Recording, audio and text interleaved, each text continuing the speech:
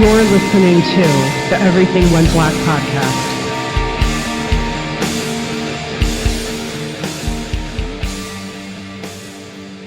Welcome to this week's episode of the Everything Went Black podcast.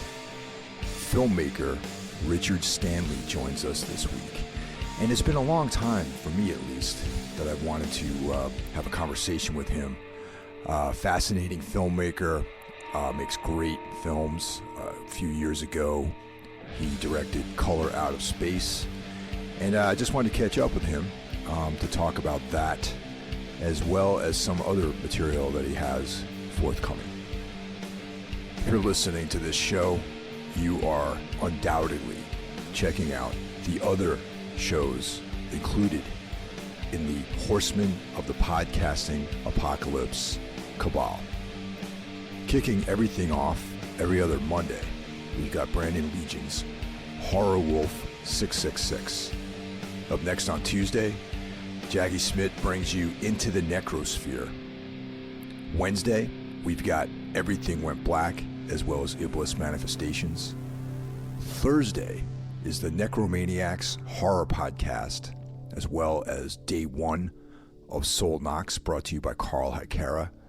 Friday is Spitball Media, an irreverent pop culture podcast. Saturday is a day off.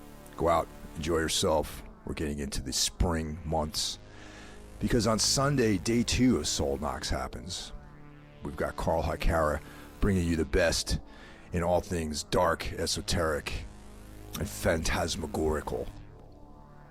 Carl and I are hard at work on the completion of our Darkness Weaves project. We've been collaborating for the last couple of years to cover the work of Carl Edward Wagner. We have recently completed our work on the Kane stories and are now working on Wagner's Robert E. Howard pastiche novels. I'd like to thank everyone who has supported the show over the last several years, decades actually at this point. If you want to support the show, definitely continue giving us good reviews, sharing with your friends, posting on social media, that sort of thing. But you can also step things up a bit by joining the Everything Went Black Patreon, where you will get bonus content and things like that. For $1 a month, you get access to bonus content. For $5 a month, you get all the bonus content plus early access to the shows. And for $25 a month, you can become a sponsor. I'd like to thank new Patreon member William to the fold. Much appreciated. Thanks for joining us. Last year, you had a book that came out, the Otto Rahn Grail Hunter.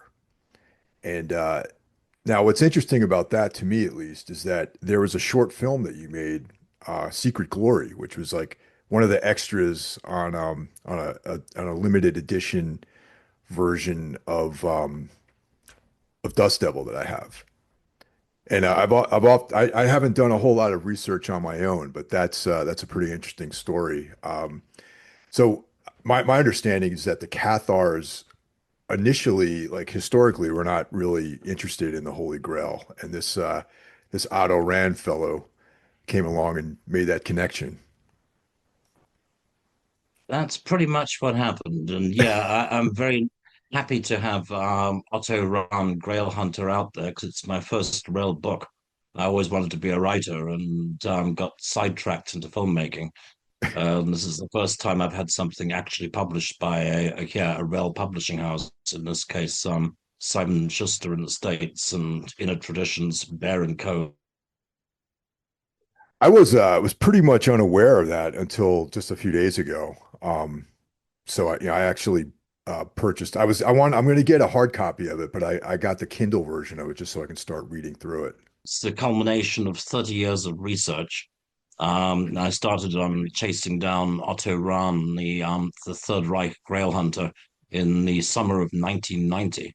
And since then, that's led to all kinds of complications. I mean, the documentary that I put out in 1998, The Secret Glory, was made 8 years the into the search. Secret Glory. It's gone on from there. Yeah, the Cathars are interesting because I mean, as I'm sure you obviously you know this, but they're like the originally heretics, and so it's interesting to connect them with the search for the Holy Grail. Like I haven't dug into the book a whole lot yet, so I'm really anxious to get going on it. Yeah, it's fabulously unlucky material, I should say. That's one of the reasons why I put it together. I mean, I hadn't actually put it out for until last year because it was only at that point I started thinking that I need to get this off my hard drive and I need to get it out into the world because so long as I'm the only one carrying half this data, it makes it very, very vulnerable. There's a lot of powerful vested interests out there who would really rather not hear that story. It's got a lot of things wrong with it. I mean, the Holy Roman Church has been attempting to erase all trace of the 12th century heretics for the last 7 centuries, and still haven't apologized for the Inquisition. And I suspect they haven't apologized because they aren't sorry, remain as implacably opposed to the heresy and as determined to erase all trace of it as ever, which is yeah, kind of a freaky thing. It's not a popular narrative, and at present we're seeing that currently being spearheaded by UNESCO, who are refusing to recognize any of the medieval sites here as World Heritage sites unless all reference to the so-called C word, the Cathar name, and the famous siege of 1244 at Montsegur are removed from the signage and from local museums, and also for the Wikipedia listings for these locations. So the efforts to try to erase this bit of history continue, and that was largely my thinking in getting the book out. Yeah. Yeah, I'm always interested in these different takes on Christianity. Myself, obviously, I'm not a Christian. I'm pretty much an atheist in general. I find philosophy to be more enriching than actual religion. So I like to pull different pieces of philosophy from different belief systems, and to inform my own opinions about things, and sort of pick the best out of everything. So a lot of this stuff, this sort of a hidden knowledge, is very interesting to me. And the Cathars being heretics and believing in the existence of two gods, is also that's why I'm looking forward to getting into the book. Yeah, I mean the people we term the Cathars, and this is also tricky because they never really used that name to define themselves, and until the Holy Roman Church decided they were heretics, I think they just thought they were ordinary people. They obviously didn't identify as heretics. It was something that it was a stigma that was basically brought upon them. But they do seem to have been a proto-Christianity, kind of a reflection of an earlier tranche of Christianity that was largely wiped out and erased from around 1000 AD onwards, at the point when the Holy Roman Church started consolidating its control over the faith and basically started editing the Bible accordingly. But you wind back the clock to the early years of Christianity, and it's very different from the version that was handed down to us. And there's a lot of little subtle but sometimes vastly important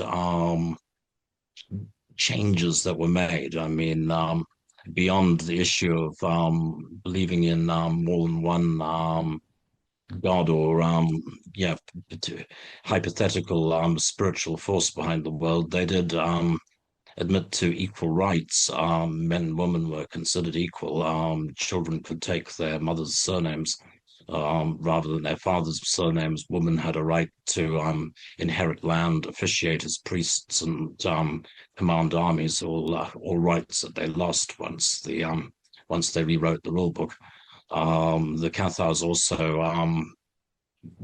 had incorporated elements of Buddhism. They believed in reincarnation, which is an idea that got weeded out of Christianity quite early on, but seems to be common in proto-Christianity. The notion that one is born again and again to expiate one's, not so much expiate one's sins as simply learn to try and be a better person. And connected to that also is this concept of animals having souls, or life forms having some piece of the divinity. So animals can incarnate as humans, humans can reincarnate as animals, etc., which is something wildly outside of our current definition of Christianity, which tends towards a view that only men or human beings are made in God's image, and somehow the other life forms don't count. And I think that's quite a major doctrinal issue that has probably led to folk disrespecting nature and abuse of nature for a super long time. Things might have worked out differently if it hadn't been for a couple of those little clauses. I attribute the Roman Empire and their assimilation of Christianity and mixing it with politics and control to be like probably one of the roots of all the problems that the modern world is is experiencing. I mean, the versions of Christianity that existed prior to that, assimilation are, wildly different. And even the idea of Jesus Christ is there were several other fellows wandering around the ancient world who probably could have been Jesus Christ as equally as this gentleman that they decided was Jesus Christ, if he even existed at all. Yeah, and I think Simon Magus had a shot. Apollonius of Tyana had a shot. There were a number of other, miracle workers and sorcerers and far out people around at that point in time. But I'm not so much interested in the biblical narrative because I have to say I'm not Christian. I don't really believe in the existence of this hypothetical creator deity.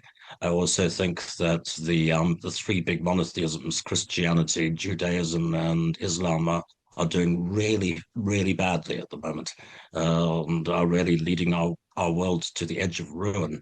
So I have to question all three ideologies and think that it's kind of a good time to really reappraise what all that's about.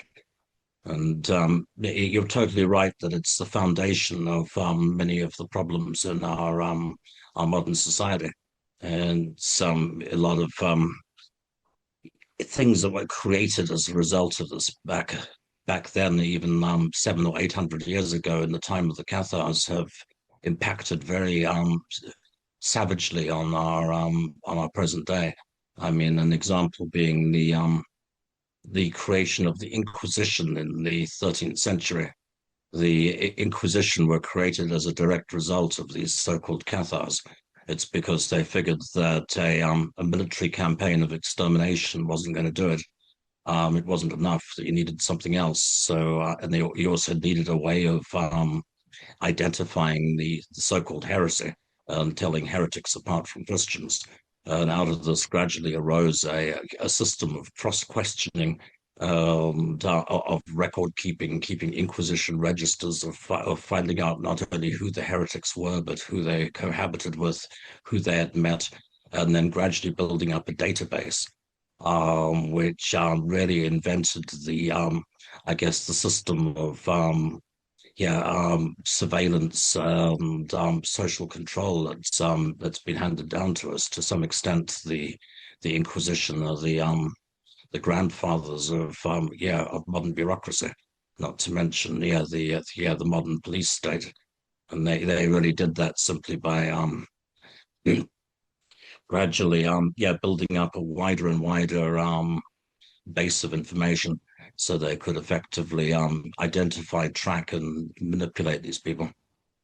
I mean, even just the formulation of any monotheistic religion, to me, like always smacked of just a set of rules. Because anything, religions prior to that, belief systems prior to that, for example, with Rome, they based their pantheon of gods on what the Greeks had, and they were more reflections of human experience as opposed to these, deities that are putting down, or a one deity putting down a set of rules to live by. So to me, it's always felt very controlling, and especially the Roman adoption of the Christianity, or even the Islamic religion, where it's, I mean, even within Islam, there's two different versions of, the Mecca and Medina version of Abraham, and one was more peace loving, and one was more warlike and controlling and draconian. Yeah, so anytime you go with one god, it seems like a losing bet. You know what I mean? Yeah, I'm not sure anything ultimately works. I mean, I'm very sympathetic towards the Cathars, but I also see flaws within their ideology that would have possibly become social issues in their own right had they prevailed in the conflict. I don't doubt that my pagan ancestors were probably skinning early proto-Christians alive, or yeah, feeding them to the octopuses. So yeah, it is it's kind of different strokes for different folk. But I do think right now the three big patriarchal monotheisms are behaving shamefully. Yeah. Basically, really need to yeah, shut up. And I think it's also a time when plenty of other strange gods are waiting in line. If one's that way inclined, and I have more faith in Cthulhu at this point in time than yeah, that I do in Yahweh Jehovah. Well, hopefully, if Cthulhu awakens, our reality vanishes. Yeah. Yeah, presumably. Well, it's funny that that actually goes hand in hand with the idea that we live in a simulation too. You know what I mean? Like that someone's playing this reality like a game, and if they decide to hit Control Alt Delete, our reality just disappears as well. So I suspect that's highly likely. I mean, it's looking more and more probable. This notion that yes, space time is basically written in binary code, and that it's something like a vastly more complicated version of the AI algorithms that's able to actually write our reality in some way. And I'm kind of also partial to the idea that, like a sandbox video game, that everything does kind of already exist. And time is kind of an illusion created by the way that we scan the data. It's kind of the point where the light is in the strip of film. But I think there's multiple different channels, because there's definitely alternate deleted scenes and alternate versions of things, but it seems like a fairly finite number of them. So I'm increasingly prepared to accept the possibility that we're living in some kind of simulation. But then, I think Conan the Barbarian says that if this is an illusion, then I'm an illusion, and so what? I live, I love, I fight. It's but it does seem highly likely, and yeah, again, this is where Lovecraft and the Cathars kind of meet, along with your basic Buddhist idea of living in the illusory realm, in the realm of Maya, that we're in fact in some ways deceived into thinking this is the only reality. well, I mean, my take on it too is like it really doesn't matter, to be honest. It's like it's almost irrelevant whether or not reality, any of this stuff is real or not, because you know, I subscribe to the fact that that the universe is, I mean, and this is being proven every day with more and more discoveries about like dark matter and the acceleration of the expansion of the universe, that we live in a very, it's almost like saying that when Newton discovered the Newton, that acceleration of gravity, that he thinks, okay, this is great. I have everything figured out. You know, Newtonian physics works within this microcosm. But to assume that that is the ultimate reality is, it's like a testament to like the hubris of man, that to think that everything is figured out and calculated and modeled to the nth degree, and that nothing outside of that exists is like, come to me like very, very, very silly in a lot of ways. Yeah, and it would seem to me that some other force does have non-linear access to our timeline. And that it's very easy for us to mistake that force for God or for demons or aliens or whatever ultra dimensional force it is that does seem to make incursions into our world. It might be as simple as the actual great architect or programmer nudging the program every so often, but it does feel like something else acts upon the course of our lives, which is kind of an eerie feeling.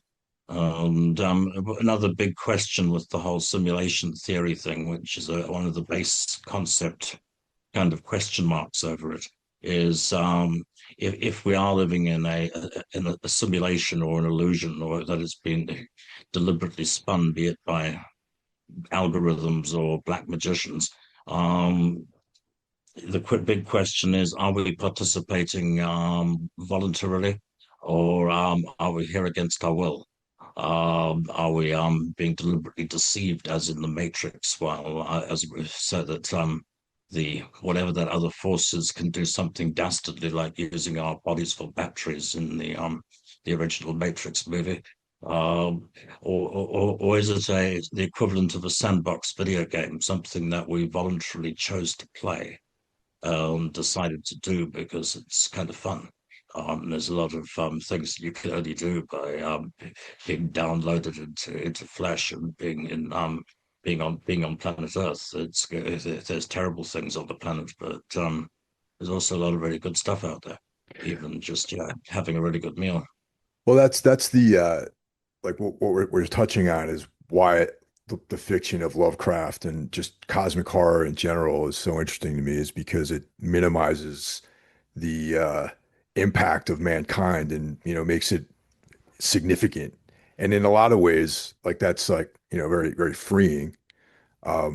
People might look at it as like a nihilistic like point of view, but the fact that we almost don't matter in the big picture of the cosmos.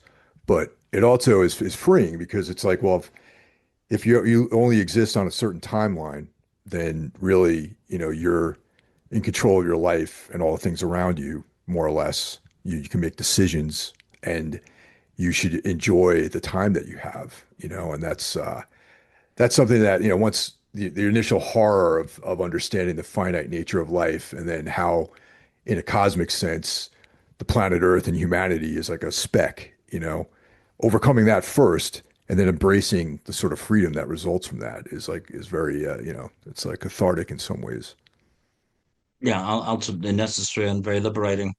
I mean, I'm a big fan of H.G. Wells as much as I'm of Lovecraft, and it's probably for the same reasons because I think they were both writers who were just working at a period when science was opening up new vistas of possibility, with like the theory of evolution and the extent of the universe, the discovery of DNA that Wells's characters are always single human beings on the edge of the ultimate, the time traveler at the end of the world, or the last human being left on the island of Dr. Moreau, surrounded by beast people, or the there's a sense of confronting the ultimate.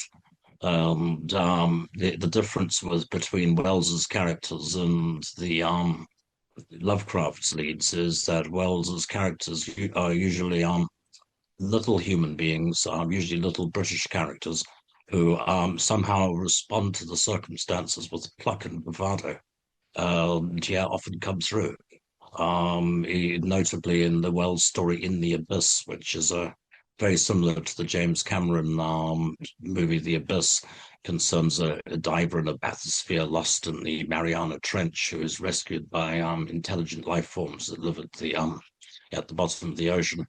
And there's a beat in that story where one of the observers on the support vessel, seeing the stress flare suddenly burst over the horizon, looks at the sky and the sea and is moved to remark, gulfs above, gulfs below, what daring little devils we are. Which is, an altogether more Wellesian approach. Wells is stunned by humanity's daring in the face of the void, which I think is a reasonable attitude. It's definitely a fairly liberating position. Um,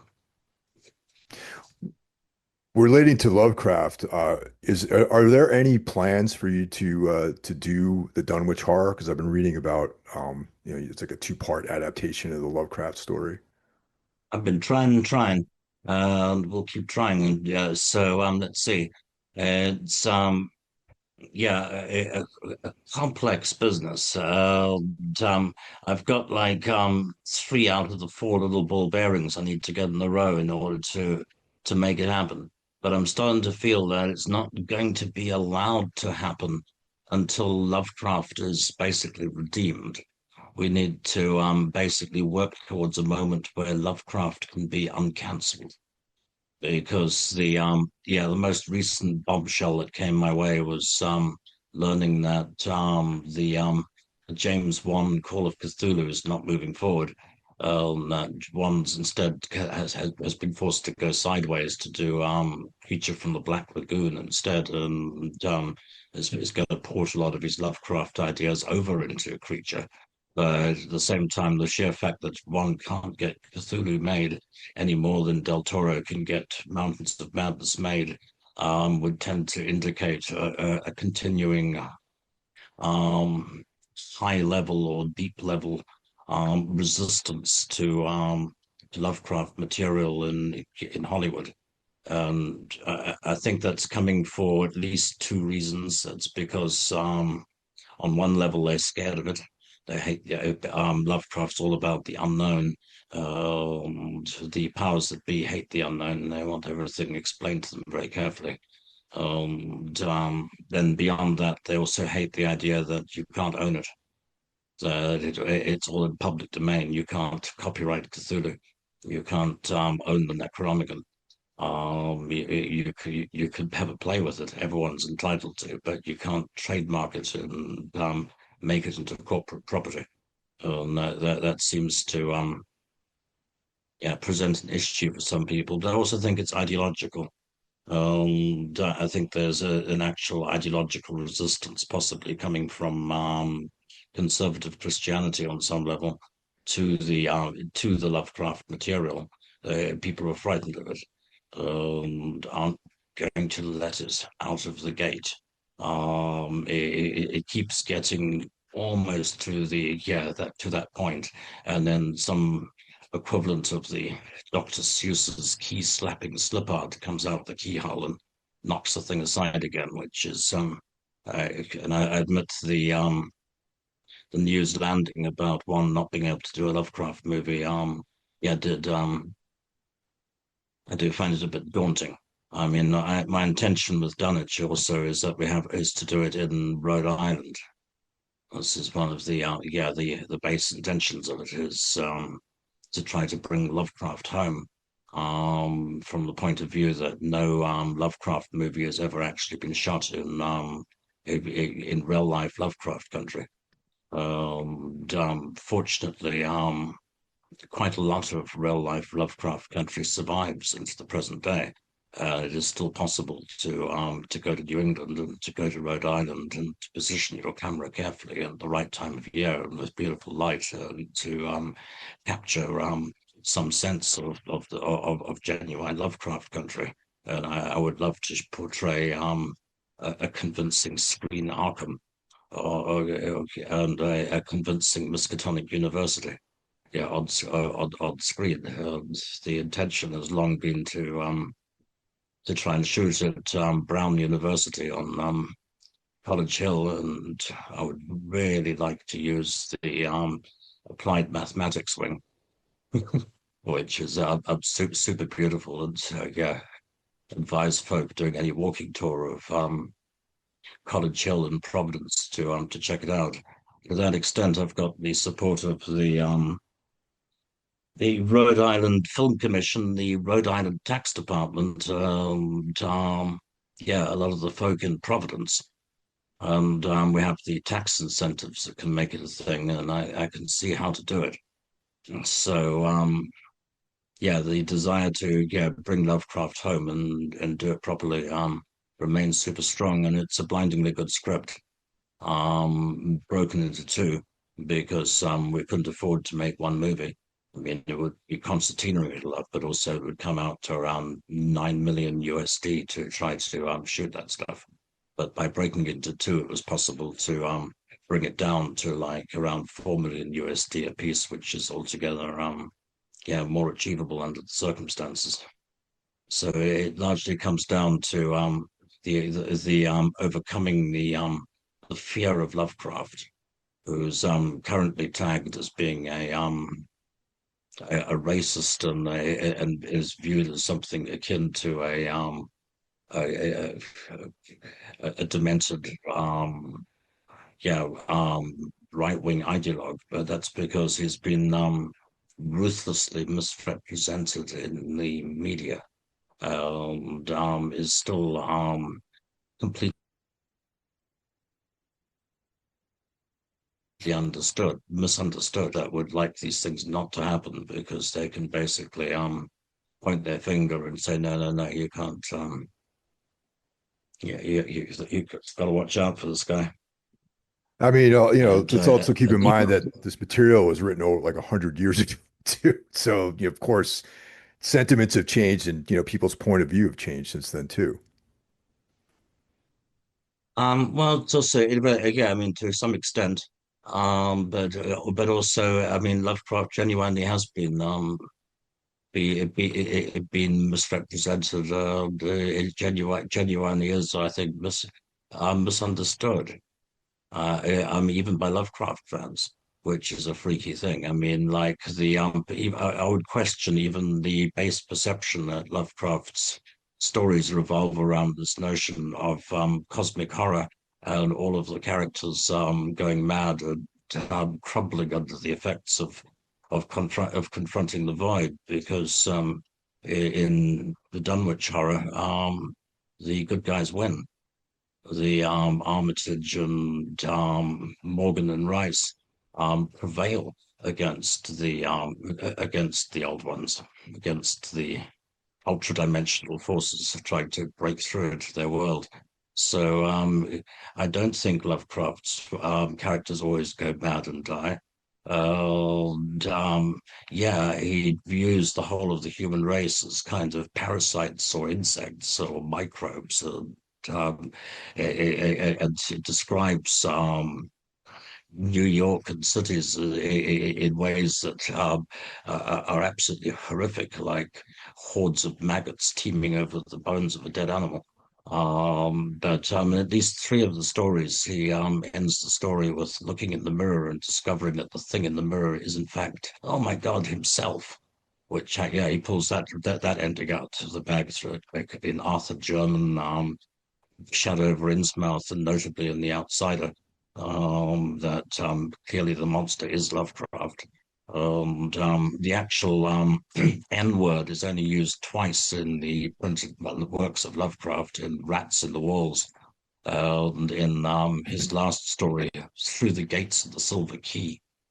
I would strongly advise folk to read Through the Gates of the Silver Key again. It's a very intriguing last entry. In that one, it comes down to the character of the evil lawyer, Mr. Aspinwall, who's trying to confiscate Randolph Carter's estate and take his money. To the Swami, who is like one of these, is a fake, like ascended master of the Far East, is trying to tell the lawyer, no, no, you don't understand. Carter is not dead. He's still alive in another dimension. You can't take his house and his money. And the lawyer Aspinall rounds on the Swami and says, you stay out of this, you damn, and then uses the N-word. Then moments later, the Swami's mask comes off and he's revealed to be Zakauba, the alien sorcerer, who then like sucks out the lawyer's soul or something. And I have no doubt Lovecraft's on the side of the Swami, on the side of the alien sorcerer, gave the N-word to the evil lawyer as another reason for us to hate him. And it's not the only time I can see the flickerings of a liberal conscience inside of Lovecraft's work. I think the man is misrepresented. He's not the diabolic white supremacist, right? Yeah, human hating racist that people make him out to be, and his work needs to be better adapted and yeah, better understood. Also, Dunwich is a full-on confrontation between yeah, the rustic, post-industrial, I guess, economically despised, yeah, voiceless, outcast underclass, the Whately family, um, the um, the, the socially degenerate inhabitants of Dulwich, the the the the academics in their ivory tower at Miskatonic, and Wilbur has to take his grandpappy's Civil War era Colt 45. Check the story. And goes to Miskatonic, ultimately to take by force the copy of the Necronomicon that is amongst the Miskatonic University Library's holdings. And of course, he's opposed by Armitage, Rice, and Morgan. And again, the issue as to where Lovecraft's sympathies lie in this is, yeah, it's not simple. I think Lovecraft's on the side of the library. Yeah, on the side of Miskatonic U, and I think Lovecraft sees Wilbur as a threat to civilization, to the continuation of what is maybe arguably good about humankind. So I do think the man needs to be reappraised, and I hope Dunwich is the film to address that, because I do think Wilbur is arguably the most fascinating of all of Lovecraft's characters, given that he's only half human. He's half human, half ultra-dimensional being. Uh, um, Beyond that, I think he's only about 13 or 14. He's very young. And he's He's massive. Yeah. overdeveloped beyond his age, but he's a half human, ultra-dimensional kid who's been totally indoctrinated by his warlock granddad to try to complete the ritual and to get the book, but it's not really Wilbur's fault. Well, luckily, a few years ago, you were able to make Color Out of Space, and it seemed like people were open to having Lovecraft back in the culture. And I remember hearing about that you were, directing that film. I was really excited because, you'd been absent from making commercial films for quite a while. And yeah, the day that that movie came out, I remember I was working in Manhattan and I played hooky from work in the afternoon and went down to the IFC to check it out. And it was like a matinee sort of showing, and there was just a handful of people there. And yeah, it was I thought it was great. It was incredible to finally see a version of that story being told on the big screen. And the things that were deviated from the original material, obviously. I mean, I thought it was made very interesting twists, specifically with Lavinia Gardner. She's doing. There's an interesting moment in there where she was doing her rituals, and the surveyor walks in on her, and they talk about Wicca and the fact that her last name is Gardner too. And I think he even asks her like, what are Alexandrian or Gardnerian or Yeah. something like that. And it was like, I just thought that was like clever. It was interesting. And the fact of the matter is that she was, I guess, one of those eclectic witches who practices on her own, you know. I don't know, I just thought that was an interesting little piece in there. Is ritual something that you are, do you do anything like that in your own personal life? Or do you have thoughts about ritual? Well, I guess I'm mostly a student and yeah, and an observer. I mean, I'm not terribly impressed by or attracted to a lot of what I've seen, particularly in the West. The whole yeah, the whole toxic fighting between the Order of the Golden Dawn and Aleister Crowley and the fucking OTO kind of leaves me cold. It's Yeah, no, I can understand that. I've developed a slight allergic reaction to anything touched by Crowley, which maybe puts me on the side of the Duke de Richelieu, the Christopher Lee character from The Devil Rides Out, or Yeah. because I've certainly taken a long good look, but as to whether I like it, I'm coming down kind of on on the not liking it side, and tend to prefer to keep my interactions with the other world and the supernatural in at a more personal level, and not to go through the filter of all these different laws and calculi that have been handed down to us. It's certainly extremely odd, and I don't really trust any of them. I mean, I do live in a world where I believe it works, which is a freaky thing. I've got no choice but to accept that there are strange powers that act upon our lives that I have no explanation for.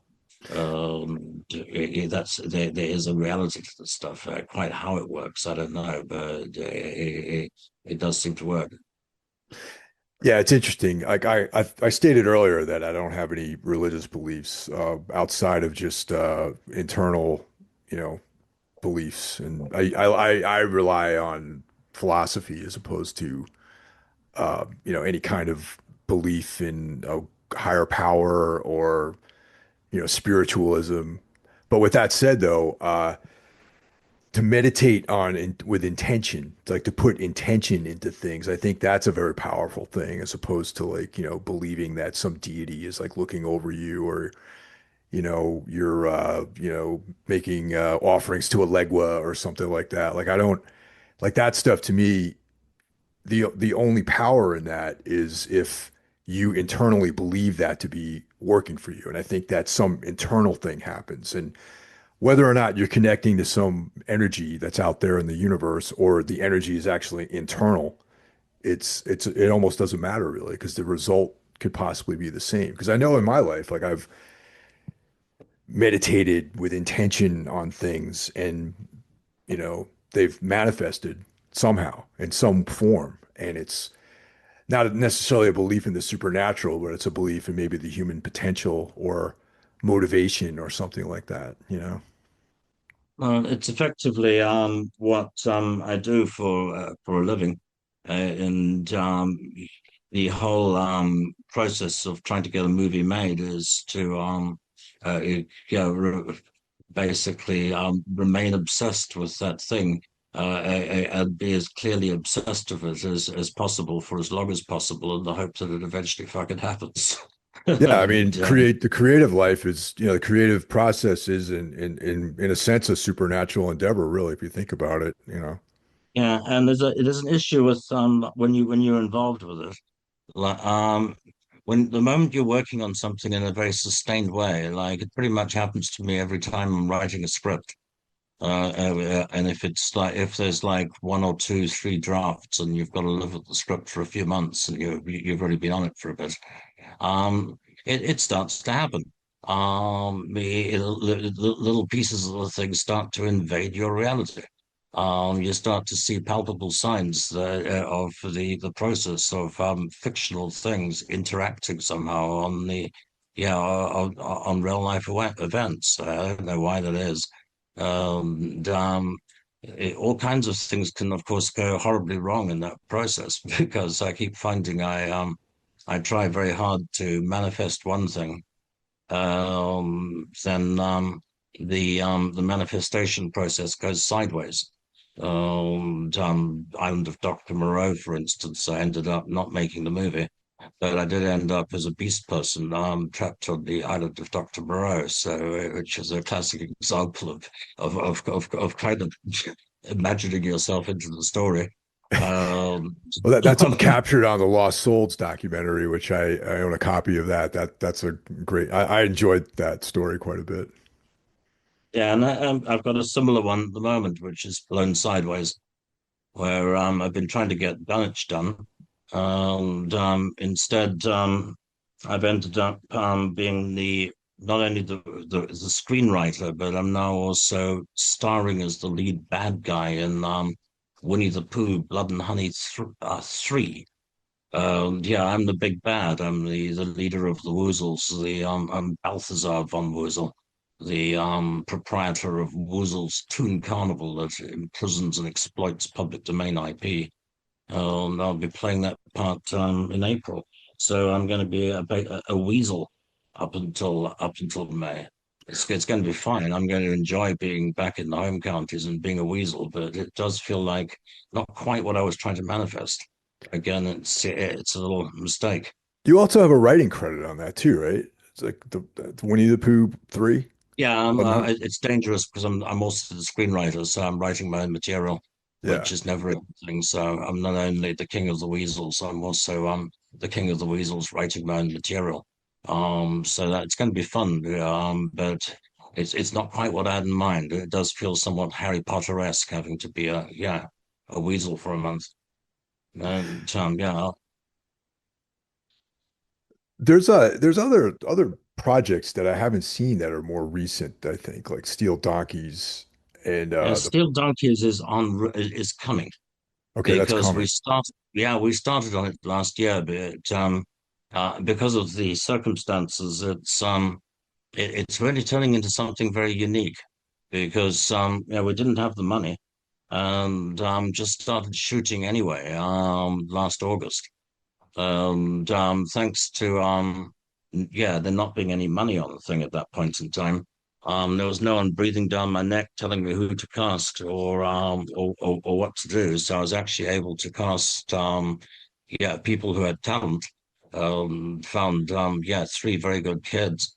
And started shooting the thing in Derbyshire last August, and now the war chest has finally got to the point where I believe we will be able to get the rest of Donkeys done and finish shooting in this summer. So I'm very pleased with that. And the net result is it's turning out a bit like a genuine underground movie, which is something very unusual in the 21st century where everything is owned. At this point, I still own the IP. I haven't signed it over, and we're still working on goodwill, but have been effectively able to make a good chunk of the movie so far, and for it to all be legally free and clear. Very happy with the beast. And there's another project called The Palace, which I think you're more of like a producer on that. Yeah, no, that's I'm basically kind of godfather on that one. That very much comes down to, I guess, Mr. Zyko Hall securing the actual palace itself, because it's very much written for a great dead cinema. Now going back to Dust Devil and hardware, um, I think I read somewhere that you made hardware to fund the completion of Dust Devil. Like, is that true? Or I mean, like apparently Dust Devil was actually the film that like, you're really invested in. And there was a story to be told there. Yeah, it's a bit messy. I mean, Dust Devil could be the film that kind of screwed up my life to some extent, because it was the first movie I started trying to shoot. And I started shooting on it when I was 15 or 16. And we started it on 16 millimeter. The thought was that it was the cheapest and easiest thing we could shoot. We wanted to take advantage of whatever we had on hand, and because we were in Southern Africa, the best thing to exploit was the landscape and the actual place itself. So a story which was effectively one lady driving across this endless landscape, picking up the devil, seemed like the best way to approach what we had. And I started on that very young, and then because I was super young and green, and the circumstances were extreme. Um, I failed to get it completed. Instead, we went through a bunch of significant life-threatening events and all kinds of absolutely insane, terrible things happened. All of those things I worked back into the movie and added to the 35 millimeter film eventually, which I effectively reshot the 60 millimeter version and embroidered in a lot of the stuff that had happened along the way. And I did bring back some of the original cast members of the 60 millimeter film, but swapped around in their roles. So I tried to remain loyal to my initial intention, which was to somehow complete the project, which did get started very, very early. I got drafted and had to leave South Africa or go to the Angolan bush war. So I had to leave the country in a big hurry and ended up down and out and broke in London. It took a little long while to get to the point of hardware, which then finally, it created a situation where I could go back and attempt to finish Dust Devil.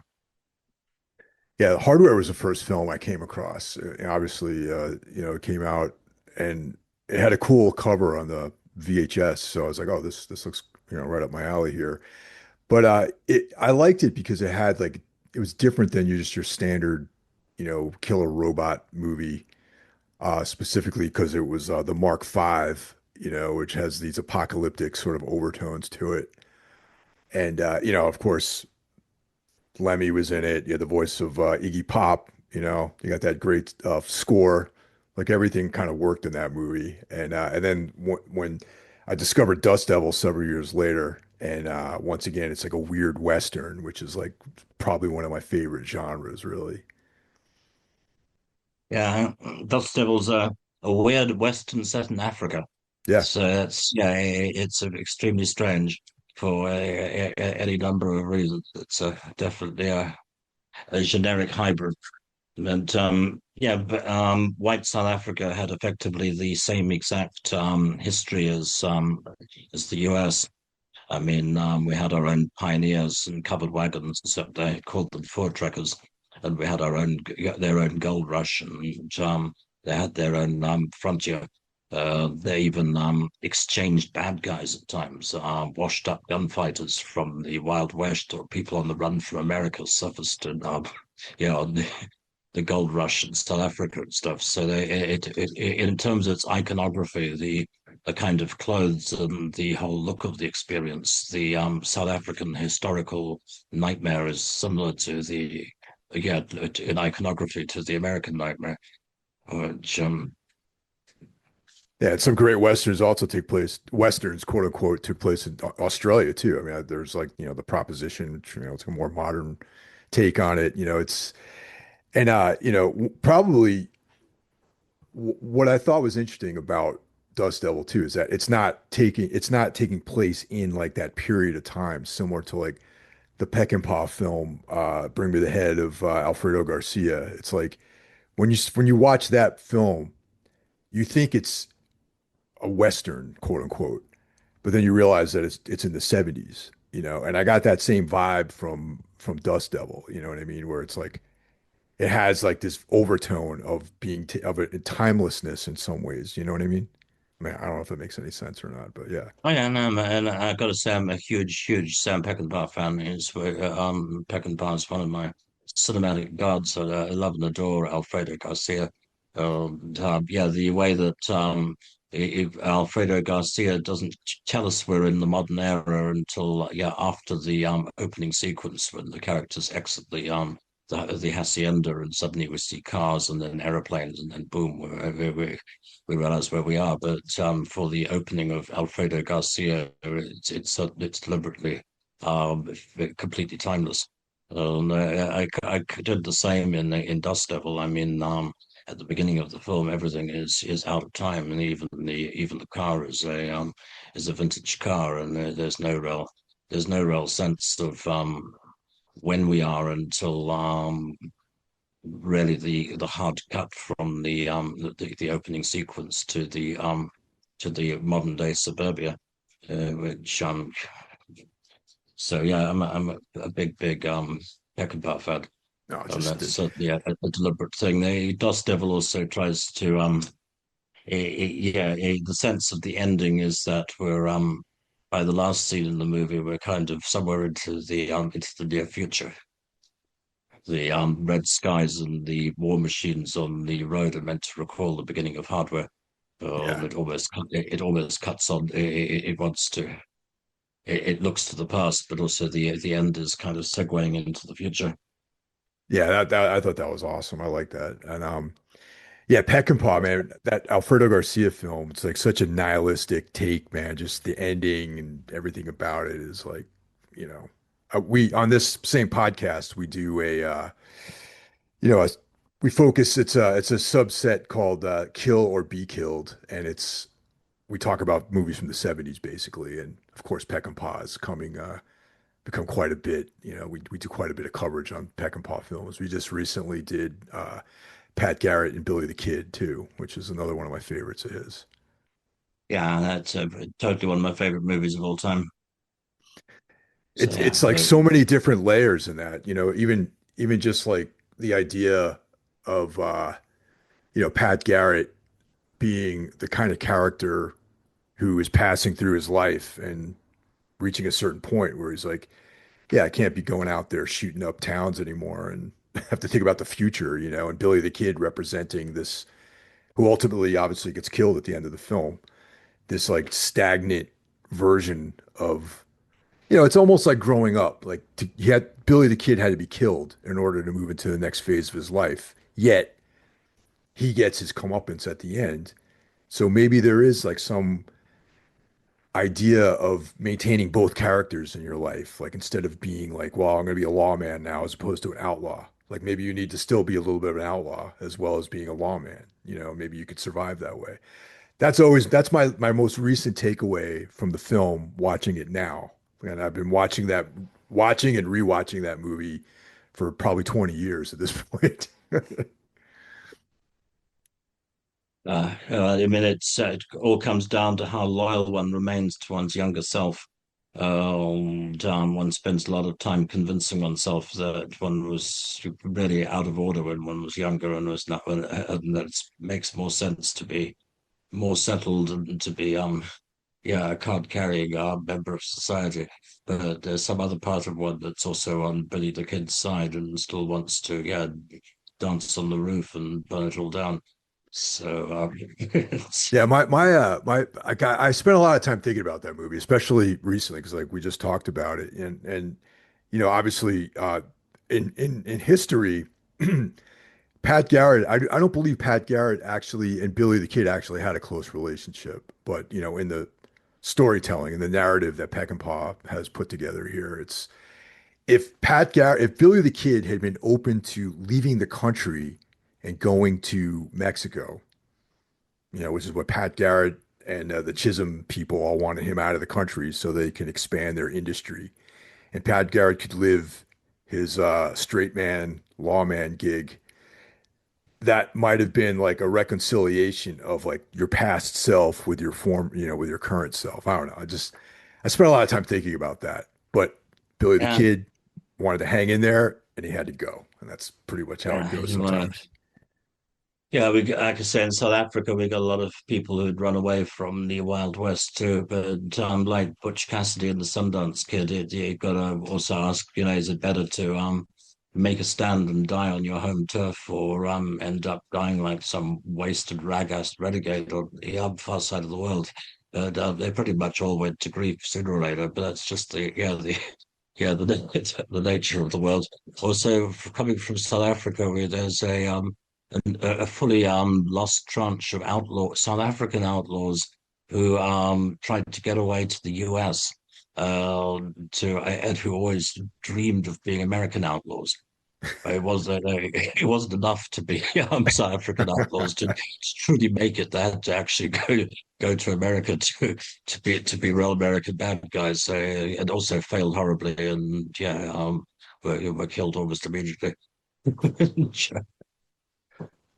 Do you have any plans of doing any more writing, publishing any more books, or continuing that trajectory? Yeah, I know, busy as all hell. I mean, basically, because I mean, for whatever reason, every so often things try to kill me. As I've gotten on through life, I've started to realize that I've got a limited amount of time to try to tidy some of the stuff together and get it out, which was part of the thinking behind getting Otto Rahn Grail Hunter, the 30 years of Nazi Cathar Grail research out last year a rigorously fact-checked form, because if you're saying anything about any of those topics, you've got to really kick the tires on the references. I'm continuing that process. I'm currently searching for the right publishing deal on a book called Dangerous Gods, which has existed for quite a long time. But now that, thanks to the untimely and unfortunate passing of Val Kilmer, both Val and the big man, Mr. Brando, are gone, and John Frankenheimer's gone. So, the time to put out a first-person Dr. Moreau confession clearly seems at hand. This is another manuscript that's been living in a box for 20 odd years. So but as it has new things to say about the Moreau affair and the what really came down on the island, and I think it's extremely accurate and detailed and long. It's full novel length. Um, Kind of funny, but it's also still ultimately a horror story. Um, I would be interested in that for sure because I enjoyed the documentary Lost Souls, and I definitely like yeah, to and hear Lost your Souls, take on it. it gives you it's pretty much true in Lost Soul, and basically gives you a pretty accurate account of the overall shape of it. But all the details are blurred. Pretty much everyone's lying just a little. Most of the things they're saying did happen, didn't always happen with the same people in the same way that they say they happened. But the overall shape of it's pretty much there. And obviously, it's also lighter in tone.